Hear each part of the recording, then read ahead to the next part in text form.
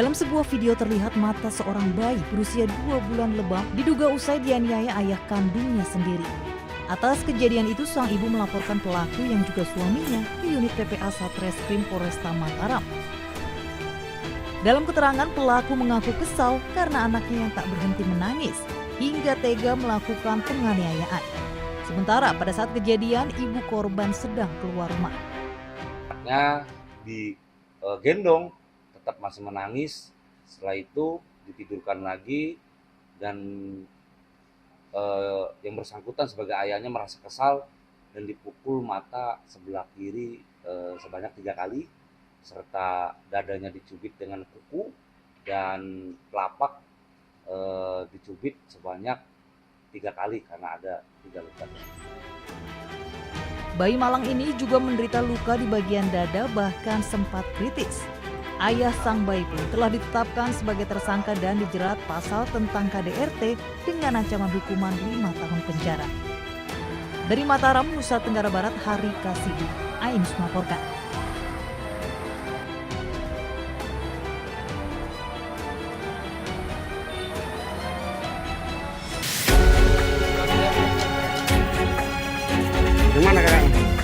Anggota Tekap 308 Polres Lampung Tengah menangkap 2 saudara kembar yang masih pelajar di Kecamatan Pungur, Lampung Tengah. Usai membunuh seorang santri pondok pesantren di Pungur yang berdomisili di Lampung Barat. Dari hasil penyelidikan, kedua pelaku menganiaya korban sebelum membunuhnya. Kemudian jasad korban dibuang ke Sungai Seputih Raman.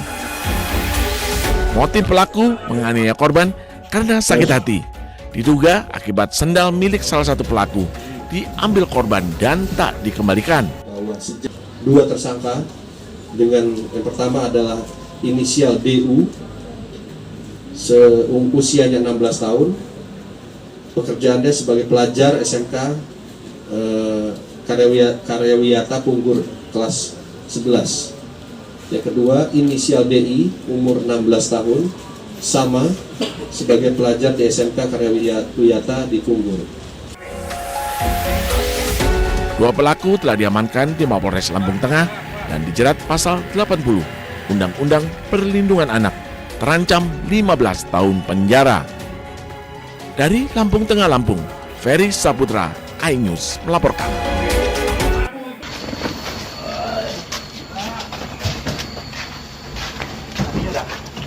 Misteri pembunuhan 2 bocah kakak beradik di Desa Batu Raja, Kecamatan Pesisir Utara, Kabupaten Pesisir Barat, Lampung hingga kini belum terungkap.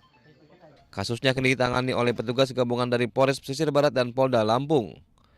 Korban bernama Arjuna Tauladan, laki-laki umur 8 tahun, dan adik perempuannya bernama Khalifah Hoirunisa berumur 4 tahun.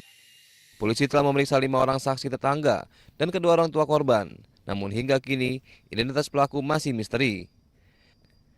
Petugas juga menemukan barang bukti senjata tajam di lokasi kejadian.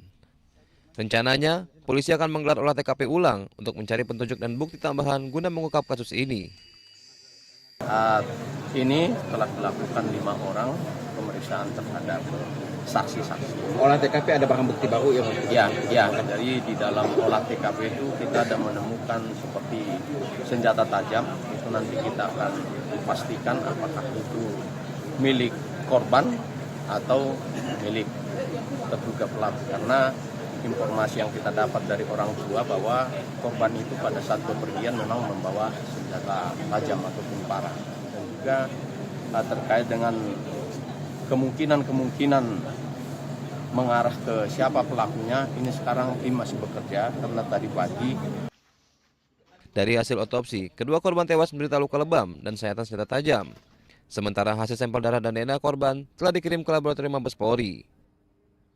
Dari Lampung, Andres Afandi, iNews melaporkan.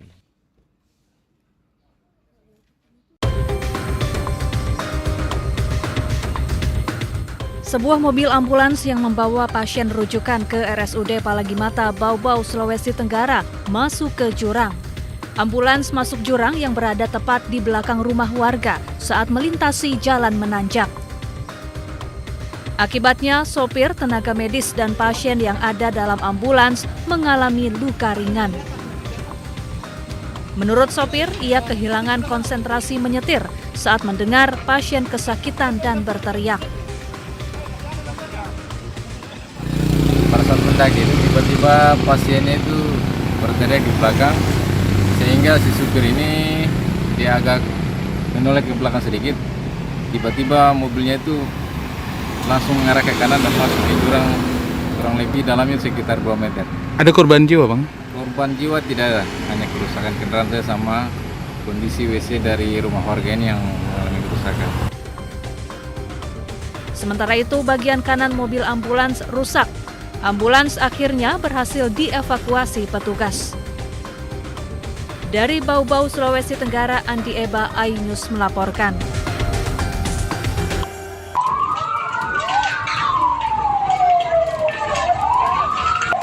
Kobaran api menghanguskan 3 rumah di Jalan Sultan Hasanuddin, Kelurahan Batulung, Kota Bau-Bau, Sulawesi Tenggara.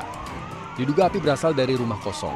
Warga sempat memadamkan dengan alat seadanya, namun api cepat merembet ke rumah lain. Bangunan rumah yang semi permanen membuat api cepat membesar. Beruntung pemilik rumah segera menyelamatkan diri saat kebakaran terjadi. Kerugian akibat kebakaran ini ditaksir mencapai lebih dari 500 juta rupiah. Api baru bisa dipadamkan sekitar 1 jam kemudian. Dari Kota Bau-Bau, Sulawesi Tenggara, Andi Eba melaporkan.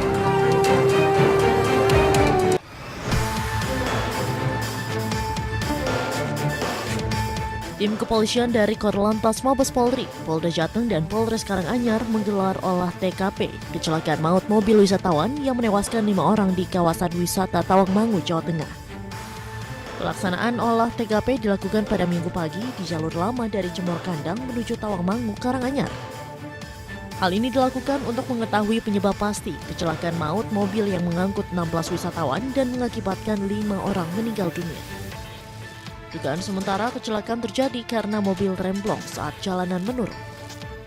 Jadi saat ini kita baru melaksanakan penyelidikan segala macam, kita olah TKP, kemudian kita cek korban, kita pastikan identitasnya sudah sesuai atau belum, kemudian baru kita nanti ke arah selanjutnya.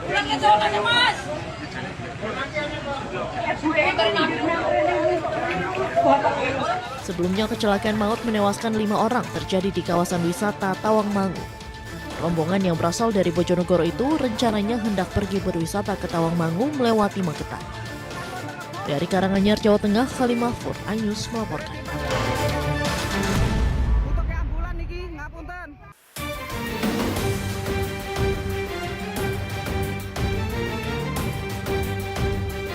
Polisi mendalami penyelidikan terhadap grup Facebook Fantasi Sedarah yang tengah menjadi kecaman publik. Grup ini berisi percakapan menyimpang tentang ketertarikan seksual terhadap anak atau keluarga kandung. Kapolri Jenderal Listio Sigit Prabowo mengecam keberadaan grup tidak senonoh ini. Grup diduga memiliki ribuan anggota dan disebut telah eksis selama bertahun-tahun. Kapolri berjanji akan menindak tegas para pelaku. Ya, saya kira terhadap hal-hal yang berdampak, khususnya ini ancamannya terhadap masyarakat luas, Polri tentunya akan melakukan pendalaman, penyelidikan, dan tentunya akan tindak tegas. Dan itu bagian dari komitmen kita. Terima kasih. Sementara itu, Kementerian Komunikasi dan Digital telah memblokir 6 grup di Facebook berisi konten asusila yang membahas hubungan sedarah atau inses.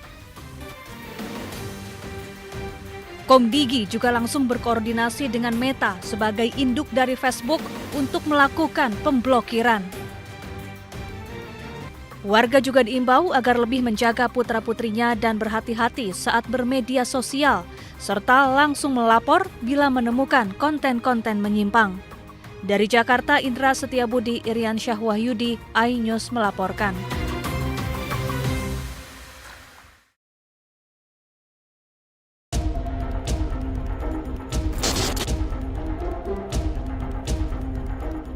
Polemik keaslian ijazah Jokowi terus bergulir. Dalam 2 pekan terakhir, puluhan orang telah diperiksa di Polda Metro Jaya atas laporan dugaan pencemaran nama baik yang dilayangkan tim kuasa hukum Jokowi. Setelah pemeriksaan Roy Suryo CS pada pekan lalu, tim penyidik Polda Metro Jaya hari ini meminta keterangan Dian Sandi Utama, pengunggah ijazah Jokowi. Kader PSI ini mengunggah ijazah Jokowi ke media sosial X pada 1 April lalu. Saya bekerja profesional dan ke depan semua ini sesuai dengan yang saya sampaikan dari awal. Saya ingin ini segera berakhir lah. Saya ingin ini semua berlalu. Hari ini saya terpanggil atas hati nurani saya untuk membuka kebenaran ini. Saya sudah melakukan seperti yang saya sampaikan ke teman-teman, melakukan riset dari awal. Ya saya bukan artinya pasang badan untuk Pak Jokowi ya. Tetapi saya memang merasa sedih Pak Jokowi digitu-gitukan sama mereka. Seperti yang disampaikan oleh Pak Jokowi, dihina-hina apa segala macam. Selain dimintai keterangan di Polda Metro Jaya, Dian Sandi juga dilaporkan akademisi USU, Profesor Yusuf Leonard Henok ke Bares Krim Polri. Dian dilaporkan dengan pasal Undang-Undang ITE karena mengunggah foto ijazah Jokowi. Dian Sandi mengaku memiliki data-data lain untuk membuktikan kebenaran ijazah Jokowi. Tim Liputan iNews melaporkan.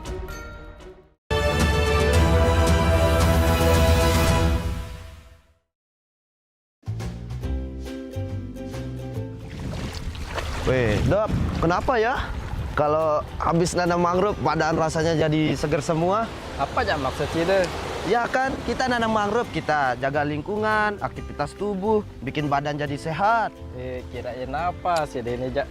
Intinya, apa yang saya kasih tahu tadi itu, kita harus jaga dengan baik-baik. Nggak kayak kemarin saya lihat orang beli rokok ilegal, padahal itu sangat bahaya itu. Emang kenapa? Kandungannya nggak bagus ya? Jadi, rokok ilegal itu sangat berbahaya buat kesehatan kita. Ya juga sih. Iya, tanya dong, kenapa? Emang kenapa? Pertama, rokok ilegal pengawasannya nggak jelas. Kedua, rokok ilegal itu tidak membayar pajak, dapat merugikan negara. Ya juga sih, masa kita udah melestarikan lingkungan, jaga kesehatan, masa mau dirusak rokok ilegal? Oleh karena itu, sekarang kita harus pilih rokok yang jelas legal. Kayak cari jodoh, masa mau yang nggak jelas? Iya, benar gitu dah. Apa kalian ketawa-tawain tadi? Iya, ini kita ngomongin jodoh. Salah, rokok ilegal. Nah, pas kemarin saya dapat penyuluhan terkait dengan rokok ilegal. Salah satu di antara ciri-ciri rokok ilegal itu tidak ada pita cukai dan harganya lebih murah. Oh gitu. Makanya rokok itu yang pasti-pasti aja, sama kayak cari jodoh. Tutor dong gimana cari jodoh yang pasti, Pak. Nah itu nanti kita bicarakan. Berapa SKS? Berapa SKS, Pak? Update informasi terlengkap menuju prime time berkualitas bersama iNews. Selamat sore pemirsa, Sukatani, Ramadan, Takjil, Pesawatnya, Hari Tua, Puasa. iNews sore setiap hari. Di iNews Room, Hanyut, Hipotermia, kartu pembunuhan Sritex, iNews Room setiap hari. iNews Prime 1 Ramadan. Penumpang bersenja. dugaan pengoplosan, iNews Prime Senin sampai Jumat. iNews malam 6 profesi. Jawa Tengah, Longgongan. iNews malam setiap hari hanya di iNews. Kami menghadirkan beragam informasi menarik dan terkini terkait kebijakan hingga kegiatan para pemimpin bangsa dari Presiden, Wakil Presiden hingga Kabinet Merah Putih. Pemimpin Rakyat, Senin hingga Jumat, pukul 12:30 siang. Update informasi terlengkap menuju prime time berkualitas bersama iNews. Selamat sore pemirsa, Sukatani, Ramadan, Takjil, Pesawatnya, Hari Tua, Keluarga, Negara, Puasa, Masjid Intas, Silatin Listrik, Jaya Ancol, Garuda. iNews sore setiap hari. Selamat datang di iNews Room. Korban hanyut, warga panik, puluhan rumah Hipotermia, bakar tumpukan, pembunuhan. Pertamina membantah PT Sritex memenangkan dan keluarga. Skema oplosan tuh nggak ada. iNews Room setiap hari. Inilah iNews Prime 1 Ramadan. Tarawih perdana pertama Sejumlah penumpang bersenja. dan pilot. Menyakitkan. pengoplosan Harus meninggal dunia. 5 dekade. iNews Prime Senin sampai Jumat. iNews malam 1 Maret 6 profesi guru. Polda Jawa Tengah dan Penggelonggongan. Sehingga gagal menyalip. Rp2.000. Sholat tarawih Forum Kernas dan Israel. iNews malam setiap hari hanya di iNews. The Great Prime Time. kasus yang akan kita hadapi. Kita jadi masalahnya harus Anda kalau nggak Rakyat bersuara. Traffic ini yang bermasalah. kabur aja dulu. Kegelisahan. Bukan nasionalisme kalian, The Prime Show. Aku belum bukti ngomong juga. Interupsi. prioritas. Respon mereka semuanya. 30 menit bersama Kabinet Merah Putih. Only on iNews. Suara tak layak dibungkam. Intelektualitas perlu diuji. Integritas butuh konsistensi demi demokrasi yang hakiki. Suarakan kejujuran demi keadilan menuju kebenaran. Saya Aiman Wicaksono, saatnya rakyat bersuara. Saya Diandra Mukti, Anda menyaksikan The Prime Show. Investigasi eksklusif.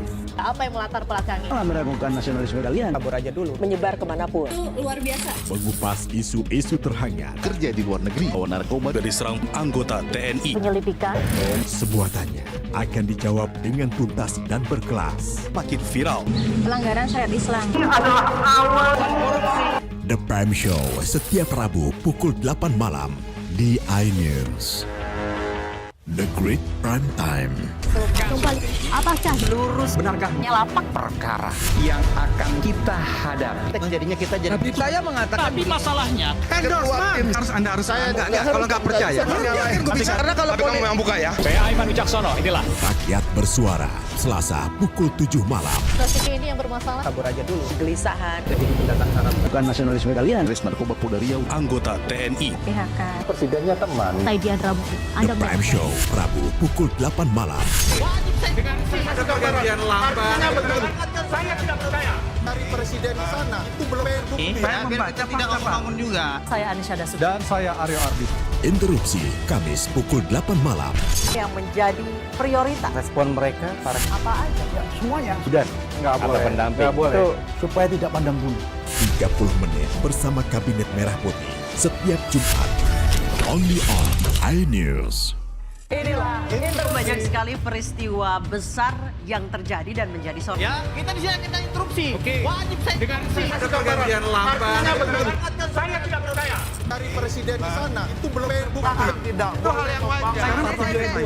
Siapakah raja kecil yang dimaksud? Tidak ngomong juga. Konsumen korban lagi, nggak dapat barang sekarang kita. Nah, ini pengawasannya juga lemah. Ya Prosesnya belum selesai. Kan Anda mengoreksi. Dia lihat ke tempat lain. Jangan dipotong, Bang. Interupsi hanya di iNews. Weh, Dok, kenapa ya? Kalau habis nanam mangrove, badan rasanya jadi seger semua. Apa aja maksud sih deh? Ya kan, kita nanam mangrove, kita jaga lingkungan, aktivitas tubuh, bikin badan jadi sehat. Kirain apa sih ini Jak? Intinya, apa yang saya kasih tahu tadi itu, kita harus jaga dengan baik-baik. Nggak kayak kemarin saya lihat orang beli rokok ilegal, padahal itu sangat bahaya itu. Emang kenapa kandungannya nggak bagus ya? Jadi, rokok ilegal itu sangat berbahaya buat kesehatan kita. Ya juga sih. Iya, tanya dong, kenapa? Emang kenapa? Pertama, rokok ilegal, pengawasannya nggak jelas. Kedua, rokok ilegal itu tidak membayar pajak, dapat merugikan negara. Ya juga sih, masa kita udah melestarikan lingkungan, jaga kesehatan, masa mau dirusak rokok ilegal? Oleh karena itu, sekarang kita harus pilih rokok yang jelas legal. Kayak cari jodoh, masa mau yang nggak jelas? Iya, benar gitu dah.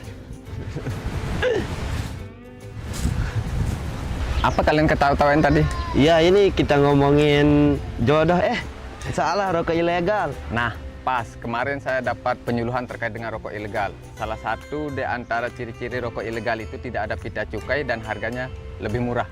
Oh gitu. Makanya rokok itu yang pasti-pasti aja, sama kayak cari jodoh. Tutor dong gimana cari jodoh yang pasti, Pak. Nah itu nanti kita bicarakan. Berapa SKS? Berapa SKS, Pak?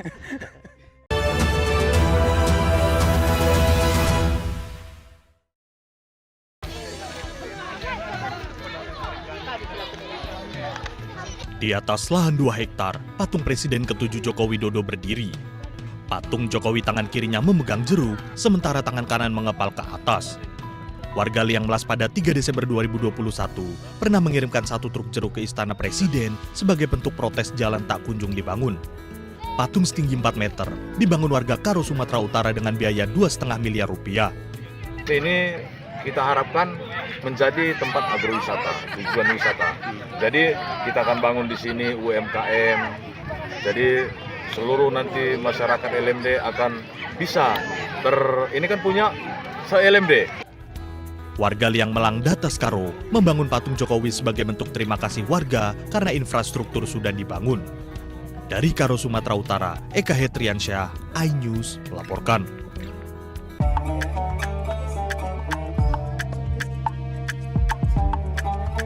Profesi tukang pijat keliling dari rumah ke rumah sudah dilakukan perempuan asal Sidoarjo ini sejak tahun 2000. Dalam sehari, wanita yang bernama Umi Sulka ini dapat mengantongi 50 hingga 100 ribu rupiah.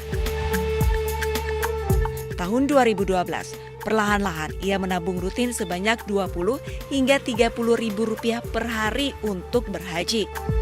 Kemudian dirinya menyetorkan ke bank agar mendapatkan kursi haji. Awalnya banyak warga yang menganggap sebelah mata dari kemampuan Umi untuk berhaji.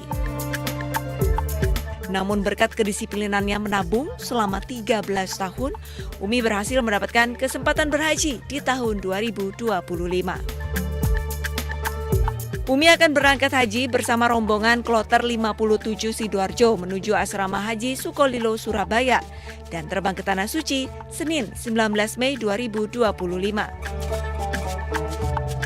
Alhamdulillah, bersyukur sekali karena tidak semua orang bisa naik haji berkat, tapi banyak orang yang meremehkan seorang tukang pijat ini, tapi saya tetap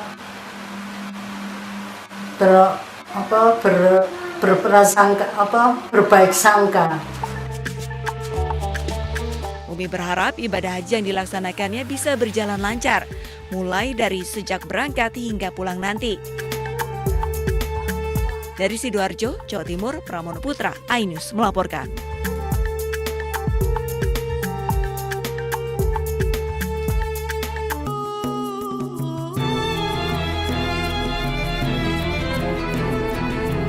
Nenek Sumbuk, jemaah calon haji tertua Indonesia, berusia 109 tahun, akhirnya tiba di Arab Saudi. Mendarat di Bandara Internasional King Abdul Aziz, Jeddah, Arab Saudi pada Minggu pagi waktu Arab Saudi. Nenek Sumbuk berangkat dari embarkasi Jakarta Bekasi, JKS 33, dan mendarat di Terminal Haji Fast Track, Bandara Jeddah. Setibanya di bandara, nenek kelahiran Kebumen, Jawa Tengah ini langsung duduk di kursi roda. Nenek Sumbuk sangat bahagia, akhirnya sampai di Tanah Suci. Nenek Sumbuk datang ke Arab Saudi tidak sendirian. Ia datang ditemani sang anak. Di pesawat, kadar oksigen Nenek Sumbuk sempat menurun. Beruntung petugas sigap memberikan bantuan. Dari Jeddah, Arab Saudi, Ramdhani melaporkan.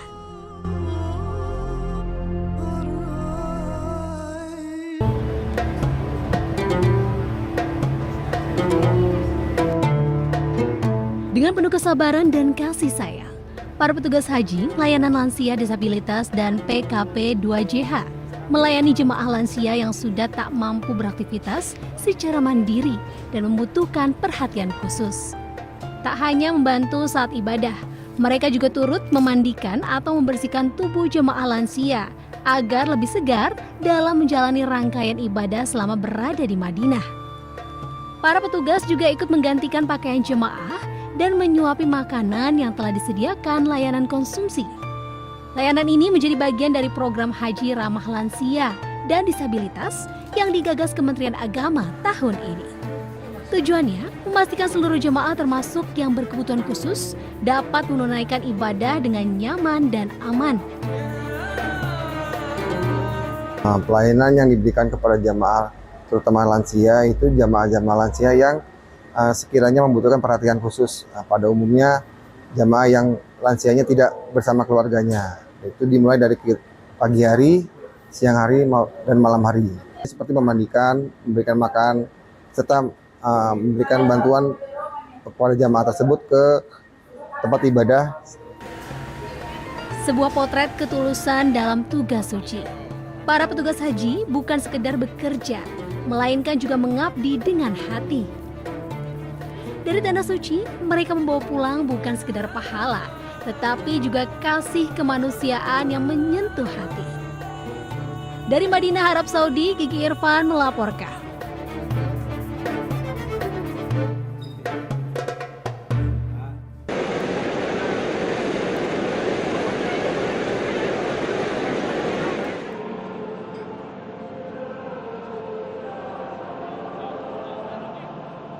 Paus Leo XIV resmi dilantik di Vatikan pada Minggu pagi waktu Vatikan. Ia resmi menjabat pemimpin ke-267 umat Katolik dunia. Bersamaan dengan prosesi para kardinal, Paus memasuki Basilika Santo Petrus menerima 2 hadiah yang melambangkan kepausan.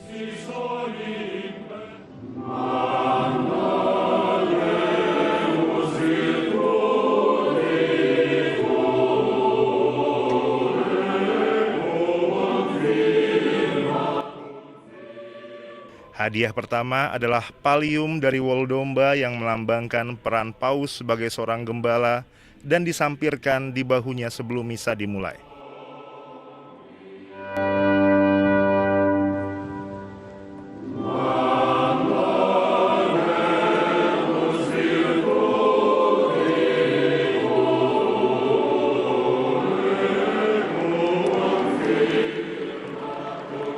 Yang kedua adalah cincin nelayan berhias tempel emas yang dinamai untuk menghormati Santo Petrus, seorang nelayan yang merupakan Paus pertama.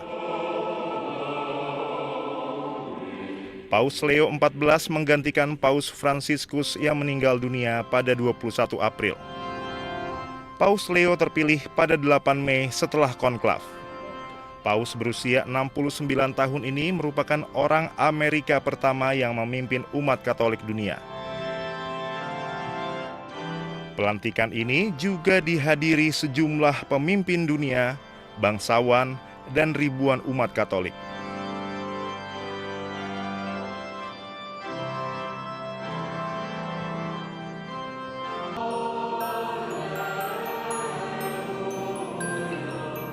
Seremonial sakral pelantikan Paus Leo XIV di lapangan Santo Petrus Vatikan Minggu pagi waktu setempat dihadiri ratusan ribu orang, termasuk umat Katolik dan kepala negara hingga bangsawan Eropa.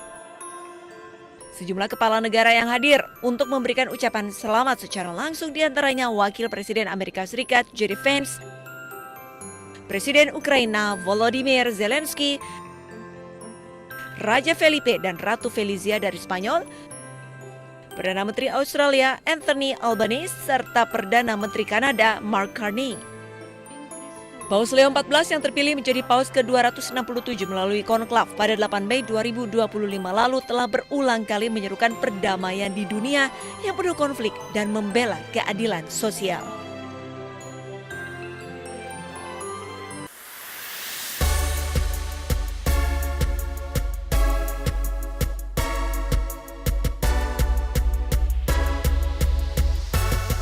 Pelatih kepala Timnas Indonesia Patrick Kluivert resmi memanggil 32 pemain untuk mengikuti pemusatan latihan di Bali sebagai persiapan menghadapi 2 pertandingan penting lanjutan kualifikasi Piala Dunia 2026. Pemusatan latihan dijadwalkan dimulai pada 26 Mei mendatang. Dalam daftar pemain yang dipanggil ada Martin Paz, Emil Audero, Hernando Ari, Nadeo, dan Reza Arya di posisi penjaga gawang. Sementara Jay Itzes, Miss Hilgers, Justin Hubner, Rizky Ridho, dan Jordi Amat menghiasi lini belakang skuad Garuda. Di posisi gelandang diperkuat Tom Haye, Joy Pelupesi, Ivar Yener, Nathan Choaon, Ricky Kambuaya, dan Marcelino Ferdinand. Di posisi sayap kanan ada Kevin Dick, Sandy Walsh, Eliano Renders, Yakob Sayuri, dan Asnawi Mangku Alam. Di posisi sayap kiri ada Kelvin Verdong, Dean James, Sein Patinama, Yance Sayuri, dan Pratama Arhan. Sementara di posisi penyerang ada Ole Romeni, Rafael Struik, Stefano Lillipali, Egy Maulana Fikri, Ramadan Sananta, dan Septian Bagaskara. Skuad Garuda dijadwalkan menghadapi Tiongkok pada 5 Juni 2025 di Stadion Utama Gelora Bung Karno, Jakarta. 5 hari berselang, tim asuhan Kluivert akan bertandang ke markas Jepang pada 10 Juni 2025. 2 pertandingan mendatang akan sangat krusial bagi Indonesia untuk lolos otomatis ke Piala Dunia 2026 atau melaju ke putaran keempat kualifikasi Piala Dunia 2026 zona Asia.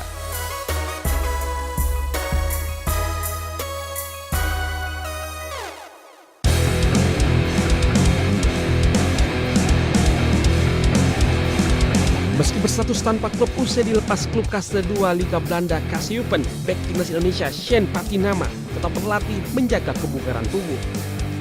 Bek 26 tahun itu menjalani latihan pribadi di Elite Sport Performance di Dubai, Uni Emirat Arab. Hal ini terlihat dari unggahan media sosial Instagram klub latihan tersebut. Didampingi pelatih fisik kenamaan Jamie Ward, Patinama giat berlatih dan mengasah skill menggiring si kulit bunda. Patinama merupakan salah satu bek yang dipanggil Kluivert memperkuat timnas Indonesia di laga kualifikasi Piala Dunia Zona Asia bulan Juni mendatang.